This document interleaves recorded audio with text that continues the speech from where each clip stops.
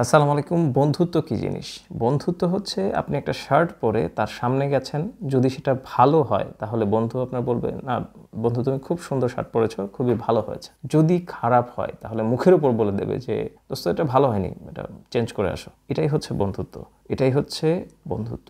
যে কোনো কথা দ্বিধা দ্বন্দ্ব ছাড়া আপনার মুখের উপরে বলে দেবে, এটাই হচ্ছে বন্ধুত্ব। আমি তাকে অপমান করছি এটা ভেবে বলবে না, করবে না। আর যে সেটা শুনছে সেও অপমান হচ্ছে এরকম কোনো বিষয় তার মাথায় থাকবে না। এখন ভালো বন্ধু এবং খারাপ বন্ধুর উদাহরণ হচ্ছে আতরওয়ালা এবং কামারের মতো। আমি একটু ভেঙে বলি, আপনি যদি কামারের সাথে ঘোরাফেরা করেন তাহলে সে যখন অস্ত্রপাতি তৈরি করবে, বিভিন্ন ধরনের অস্ত্র কামাররা তৈরি করে থাকে, সে যখন কাজ করবে তখন আগুনের একটা ফুলকি এসে আপনার জামায় পড়ে আপনার জামাটা পুড়েও যেতে পারে। আর যদি আপনি আতরওয়ালার সাথে থাকেন, সে যদি আপনাকে আতর নাও দেয়, ফ্রিতে যদি নাও দেয়, আপনি তার পাশে বসে থাকলে ঘ্রাণটা পাবেন। সুতরাং বন্ধু নির্বাচন করার ক্ষেত্রে আমাদের এটা বোঝা উচিত যে কার সাথে চলবো, কার সাথে চলবো না।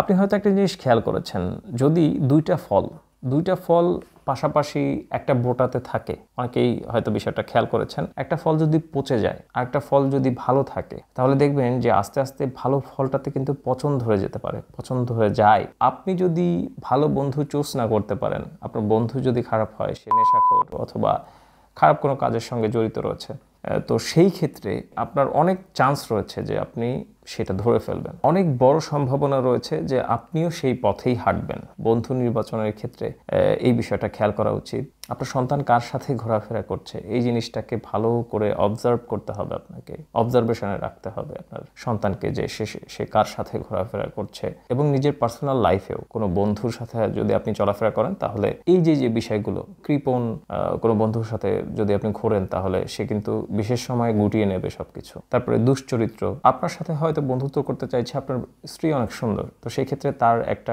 খারাপ পরিকল্পনা রয়েছে, তো সেই ক্ষেত্রে আপনার সাথে বন্ধুত্ব করতে চায়। আপনার অনেক টাকা রয়েছে, সেই ক্ষেত্রে আপনার সাথে বন্ধুত্ব করতে চায়। আপনি হয়তো তার পেছনে টাকা পয়সা খরচ করছেন, আপনার আত্মীয়, সে আপনার সাথে চলাফেরা করতে চাচ্ছে, তা আপনার সাথে ঘেঁষাঘেঁষি করতে চাচ্ছে, আপনার এখন হয়তো টাকা হয়েছে।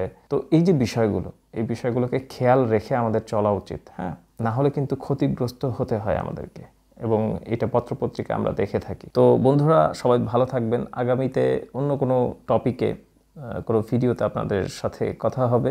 ভালো থাকবেন। আসসালামু আলাইকুম।